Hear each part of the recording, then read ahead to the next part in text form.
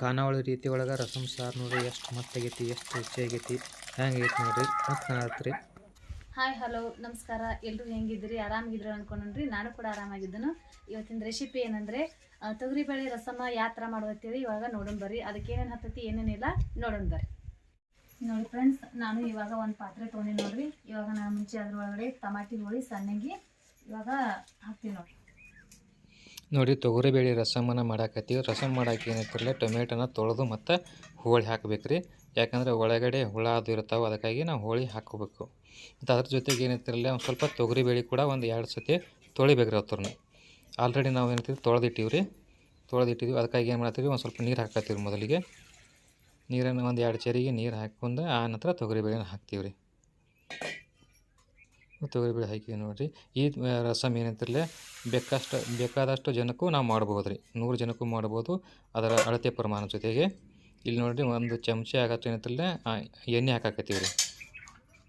ಎಣ್ಣೆ ಹಾಕಿದ ನಂತರ ಏನಂತಿರಲಿ ಅದ್ರ ಜೊತೆಗೆ ಏನಂತಿರಲಿ ಒಂದು ಚಿಟಿಕೆ ಆಗಟ್ಟ ಅರಶಿನ ಪುಡಿನ ಹಾಕ್ಕೋತೀವಿ ರೀ.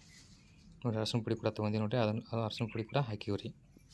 ಇನ್ನೈತೆ 2 ರಿಂದ 3 ಹಸಿ ಮೆಣಸಿನ್ಕಾಯಿ ರೀ ಕೂಡ ಹಾಕಿವಿ ನೋಡಿರಿ. ಇನ್ನೇನಂತಿರಲಿ ಅದನ್ನು ಕುದಿಯಾಕಿ ಇಡ್ತೀವಿ ರೀ. ಒಂದು 5-6 ನಿಮಿಷ ಚಲೋ ತಂಗಿ ಕುದಿಬೇಕು. ಇದು ಫ್ರೈ ಆಗಬೇಕು. ಅಲ್ಲಿವರೆಗೆ ಏನಂತಿರಲಿ ಅದನ್ನು ಮುಚ್ಚಿ ಇಡೋಣ ರೀ. ಈ ರಸಮ್ ಏನಂತಿರಲಿ ಮಾಡೋಕೆ ಸುಲಭ ವಿಧಾನ ರೀ ಮತ್ತು ಸರಳ ರೀ, ಮತ್ತು ಭಾಳ ಟೈಮ್ ಕೂಡ ತೊಗೊಳಲ್ಲ. ಆಗ ರೆಡಿ ಆಕೈತೆ ರೀ ಇದು. ಇಲ್ಲಿ ಏನಂತಿರಲಿ 1 ಚಮಚ ಆಗಷ್ಟು ಏನೈತಿ ಕರಿಮೆಣಸಿನಕಾಳು ಮತ್ತು ಜೀರಿಗೆನ ತೊಗೊಂಡಿವಿ. ಚಲೋ ತಂಗಿ ಫ್ರೈ ಮಾಡ್ಕೋಬೇಕು ರೀ. ಫ್ರೈ ಮಾಡಿ ಏನು ಮಾಡ್ತೀವಿ, ಇದನ್ನು ಜಜ್ಬೇಕು ರೀ. ಇದನ್ನು ನೋಡಿ ಯಾವ ರೀತಿ ಜಜ್ಬೇಕಂದ್ರೆ ಅವಳು ಚೇವಳು ಜಜ್ಬೇಕು ರೀ. ಸಣ್ಣ ಮಾಡಂಗಿಲ್ಲ ರೀ, ಪೂರ್ತಿ ಸಣ್ಣ ಮಾಡಂಗಿಲ್ಲ, ಅವಳು ಚೇವಳ ಜಜ್ಜಿ ಬಿಡೋದ್ರಿ ಇದನ್ನು. ಇಲ್ಲಿ ನೋಡಿ, ಈ ಕಡೆ ಕೂಡ ಕುದೈತಿ ನೋಡಿರಿ. ತೊಗರಿ ಬೇಳೆ ಕುದೈತಿ. ಇದನ್ನು ಏನೈತಿಲ್ಲ ಸಣ್ಣ ಮಾಡ್ಕೋಬೇಕು ರೀ, ತಿಳು ಮಾಡ್ಕೋಬೇಕು ರೀ.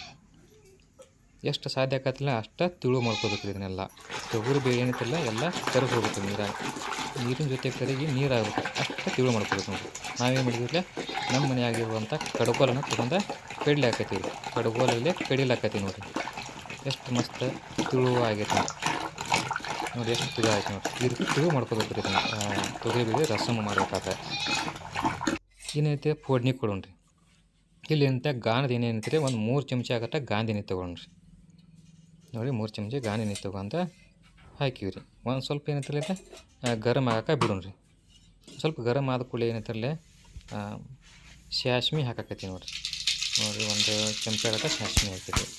ಇನ್ನೇನೈತಿರಲಿ ಬೆಳ್ಳುಳ್ಳಿ ಹಾಕ್ತೀವಿ ನೋಡಿ. ಬೆಳ್ಳುಳ್ಳಿ ಏನಂತಿರಲಿ ಒಂದು ಸ್ವಲ್ಪ ಜಾಸ್ತಿನ ಹಾಕಿರಿ. ಜಾಸ್ತಿ ಹಾಕಿದ್ರೆ ರುಚಿ ಜಾಸ್ತಿ ಹಾಕತ್ರಿ ಇದು. ಅದಕ್ಕಾಗಿ ಬೆಳ್ಳುಳ್ಳಿ ಜಾಸ್ತಿ ಹಾಕಿರಿ.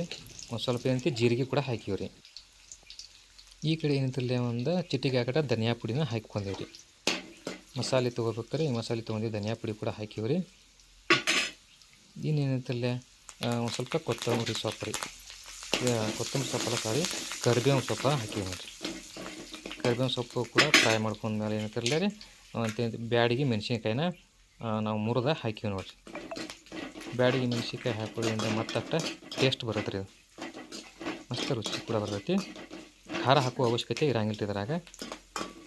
ನೋಡಿರಿ, ಎಲ್ಲ ಫ್ರೈ ಆದ ನೋಡಿರಿ. ಫ್ರೈ ಆದ ಕೂಡ ಏನಂತಿಲ್ಲ ನಾವು ಬೇಳೆ ಏನಂತಿಲ್ಲ ತೊಗರಿ ಬೇಳೆ ಏನಂತಿಲ್ಲ ನಾವು ಸಣ್ಣ ಮಾಡಿದ್ರೆ ಕುದಿಸಿ ಅದನ್ನು ಹಾಕಾಕತ್ತೀವಿ ನೋಡಿರಿ. ಹಾಕಿದ ಕೂಡಲೇ ಏನಂತಿಲ್ಲ ಇದ್ರ ಜೊತೆಗೆ ಈಗ ಮತ್ತೊಂದು ಸ್ವಲ್ಪ ನೀರು ಹಾಕೋಬೇಕು ರೀ. ನಾವು ತಿಳು ಮಾಡ್ಕೋಬೇಕು ರೀ ಇದನ್ನು ರಸಮನ. ಮತ್ತೊಂದು ಚರಿಗೆ ಹಾಕಷ್ಟ ನಾವು ಆ ನೀರನ್ನು ಹಾಕ್ತೀವಿ ರೀ ಇದ್ರಾಗ ನೋಡಿ. ಅದನ್ನು ಕೂಡ ನೀರನ್ನು ಹಾಕಿವಿ ನೋಡಿರಿ. ತೊಗರಿ ಬೇಳೆ ರಸಮ್ ಏನಂತಿಲ್ಲ ಮಸ್ತ್ ಟೇಸ್ಟ್ ಬರುತ್ತೆ ರೀ ಇದು. ನೋಡಿ, ಮಸ್ತ್ ಆಯ್ತು ನೋಡಿರಿ. ಎಷ್ಟು ಮಸ್ತ್ ಕಾಣತೈತಿ, ಹೆಂಗೆ ಕಾಣತೈತಿ ನೋಡಿರಿ. ನೀವು ಕೂಡ ನಮ್ಮ ಕಮೆಂಟ್ ಮುಖಾಂತರ ಹೇಳಿರಿ ಯಾವ ರೀತಿ ಆಗೈತೆ ಅನ್ನೋದು. ನಮ್ಮ ಹಳ್ಳಿ ಶೈಲಿ ಒಳಗೆ ನಾವು ಮಾಡೀವಿ ರೀ ಇದನ್ನು. ಈಗಂತೆ ಹುಣಸೆ ಹಣ್ಣಿನ ನೀರು ಕೂಡ ಹಾಕಿವಿ ನೋಡಿರಿ. ಹುಣಸೆ ಹಣ್ಣಿನ ನೀರು ಹಾಕಿದ ಕೂಡಲೇ ಏನಂತಿಲ್ಲ ಒಂದು ಸ್ವಲ್ಪ ತಿರುಬೇಕು ರೀ. ತಿರುಗಿದ ನಂತರ ನೋಡಿರಿ ಎಷ್ಟು ಮಸ್ತ್ ಕಾಣಕೈತಿ ರಸಮ್ ನೋಡಿರಿ, ಎಷ್ಟು ತಿಳು ಕಾಣತೈತಿ. ಈ ರಸಮ್ ಏನಂತಿರಲಿಲ್ಲ ನಾವು ರೈಸ್ ಜೊತೆ ಅಂತ ತಿಂದ್ರೆ ಅಂತೂ ಮಸ್ತ್ ರುಚಿ ಬರುತ್ತೆ ರೀ ಇದು. ನೋಡಿ, ರುಚಿಗೆ ತಕ್ಕಟ್ಟ ಉಪ್ಪು ಕೂಡ ಹಾಕಿವಿ ರೀ.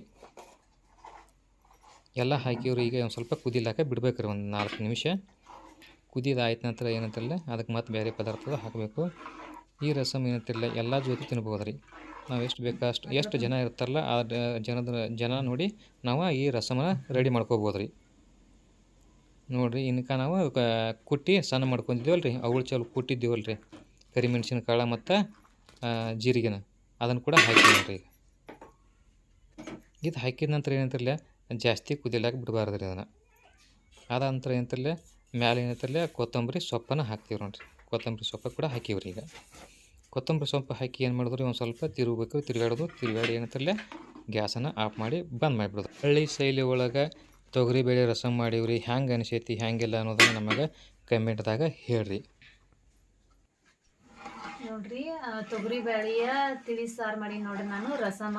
ನೋಡ್ರಿ ಈ ರೆಸಿಪಿ ನಿಮ್ಗೆ ಇಷ್ಟ ಆದರೆ ಲೈಕ್ ಮಾಡಿರಿ ಮತ್ತು ಕಮೆಂಟ್ ಮಾಡಿರಿ, ಸಬ್ಸ್ಕ್ರೈಬ್ ಮಾಡಿರಿ, ಸಪೋರ್ಟ್ ಮಾಡಿರಿ.